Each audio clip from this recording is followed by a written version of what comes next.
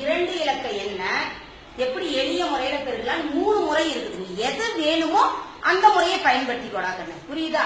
இப்ப கவனி.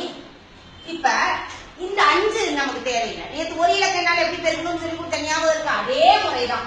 3 2 என்ன 4 2 அடுத்தது எதால பெருக்கிக்கணும்? 5ஆல 3 5 15 எங்க போடணும்? இங்க போடணும். புரியுதாடா கண்ணு? அடுத்தது 4 5 20. இது எப்படி போடுறதுன்ற ஒரு குழப்பம் வரும். நல்லா கவனி. இந்த மூளை விட்ட மாதிரி வருது. அப்படி இந்த டயகனலுக்கு நேரா வரணும். வந்துருச்சுன்னா கரெக்டா வரும். 5 கூட்டினா 6 1 8 2 கூட்டினா 10க்கு மீதி என்னது?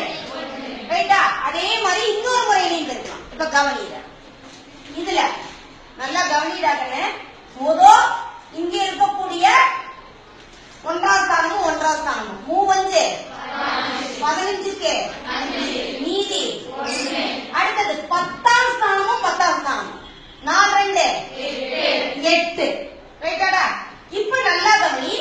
உள்ள இருக்கக்கூடிய 2 எண்ணையும் இருக்கிற 3 2 4 5 26 26 1 27க்கு மிச்சம் 8 2 10. கரெக்டாடா கண்ணு? 2 விடையும் கரெக்டா இருக்கா? அதே மாதிரிதான் அடுத்தது இன்னொரு முறையிலையும் பெருக்கலாம். நீங்க 2 இலக்கம் வந்துருக்குதா? அப்ப இப்படி கட்ட போட்டுக்கிறேன்னா இல்ல ஒரு சின்ன ஒரு காரியம் செய்யும். இந்த மூளை விட்ட ஒண்ணு லேசா வரைஞ்சு போடாங்க. என்ன பண்ணிக்க நீ? மூளை விட்ட ஒண்ணு. ஏன்னா நம்ம எப்பவுமே 2 2 இலக்க எண்களாக எழுதினாதான் கொஞ்சம் பரவாயில்ல. நல்லா கவனி. 4 2 என்ன 8 0 8 4 5 20 3 2 0 6 3 5 இதை கொஞ்சம் கூட்டுறத கரெக்டா கூட்டணும். இப்ப இது இருக்குதா? இந்த கோடு வருதா? இந்த கோடை வேணும்னா நீ என்ன பண்ணிக்க? அப்படி எக்ஸ்டெண்ட் பண்ணிக்க. புரியுதா? புரிஞ்சுக்கிறதுக்காக. இப்ப இங்க 5